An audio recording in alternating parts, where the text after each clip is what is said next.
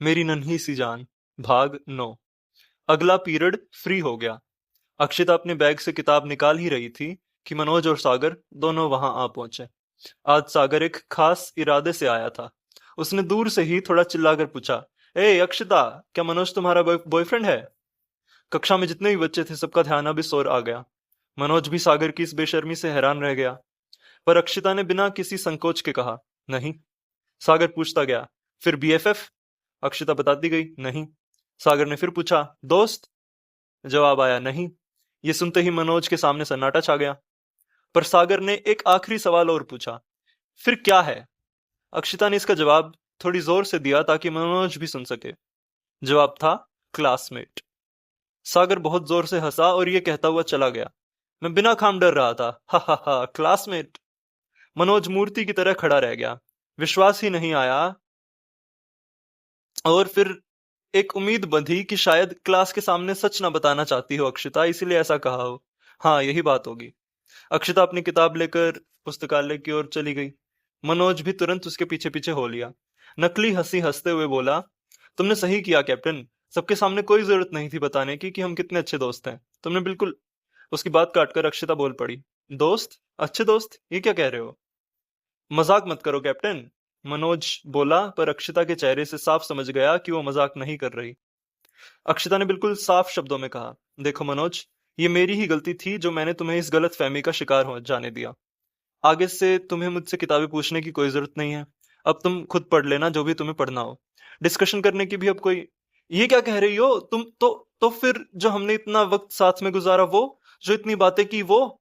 मनोज बिल्कुल रोने को हो गया, पर अक्षिता ने दो ही शब्द कहे, तो क्या? अब मनोज को विश्वास हो गया कि अक्षिता की नजरों में सचमुच ही उसके लिए कोई जगह नहीं है। मनोज के भाव बदल गए, कठोर हो गया, और एक बिल्कुल ही घृणा भरी नजर से अक्षिता को देखकर वो आगे बढ़ गया। थोड़ी आगे ही गया था कि आंखों के पास कुछ महसूस हुआ। हाथ लगाकर देखा, आंसू थे, गर्म गर्म आंसू। जैसे ही उसे ये एहसास हुआ कि वो रो रहा है, आंसुओं की धाराएं बह निकली। और तो कोई जगह सूझी नहीं, सामने शौचालय था, उसी में घुस गया। वहां एक कमरे में खुद को बंद करके मनोज खूब रोया। आंसू बहाता जाता और अक्षिता को बुरा भला कहता जाता। झूठ था, सब झूठ था। एक जमूरा मिल गया था उसे नचाने को। क्लासमेट, क्लासमेट, क्लासमेट समझती, इसलिए पानी नहीं पीती थी, खाना नहीं खाती थी। कुछ समझती तो खाती ना। खून की कमी है, सब झूठ, सब झूठ। ये क्यों नहीं कहा कि मैं उसकी औकात का नहीं हूं? वो बड़ी है मुझसे, मैं छोटा हूं मुझसे। वो बड़े लोग, हम छोटे लोग। वो सुंदर, मैं बदसूरत। मैं सूअर, वो चांद। मनोज का गला रुंधा जा रहा था और वो बिना आवाज किए रोता जाता था। एक समय के बाद खुद भी उसे समझ नहीं आ रहा था कि वो क्या सोच रहा है। बावला हो गया रोते रोते। चेहरा जल रहा था, आवाज नहीं निकल रही थी, पर वो चीख रहा था, और बस रो रहा था, सिर झुकाकर रो रहा था।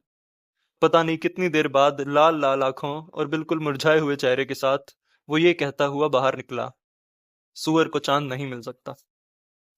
उस दिन के बाद मनोज कभी अक्षिता से नहीं बोला। बोलना तो दूर, देखा भी नहीं। कभी सामने दिख जाती तो मुंह फेर लेता। अक्षिता सब समझती थी, उसने भी कभी कुछ नहीं कहा। मनोज की ये हालत देखकर अब उसके पुराने दोस्त फूले नहीं समाते थे। उनके लिए तो घी सा घल गया था। इन जहरीले दोस्तों का साथ तो मनोज ने बहुत पहले ही छोड़ दिया था, इसलिए उसे इनसे और इनके तानों से कोई फर्क नहीं पड़ता था। किसी और से भी उसकी खास बातचीत नहीं थी, इसलिए अब वो ज्यादातर समय अकेला ही रहता था। अक्षिता से गुस्सा था या कहें नफरत पाल ली थी, इसलिए उसके दिए हुए साहित्य को भी दूर कर दिया था। 12वीं के फाइनल पेपर हो गए, सब अलग हो गए, स्कूल खत्म हो गया, अक्षिता चली गई। उसे पता था कि अब फिर कभी अक्षिता से मुलाकात नहीं होगी। ये जानते हुए भी मनोज उससे नहीं बोला, पेपर के आखिरी दिन भी नहीं बोला।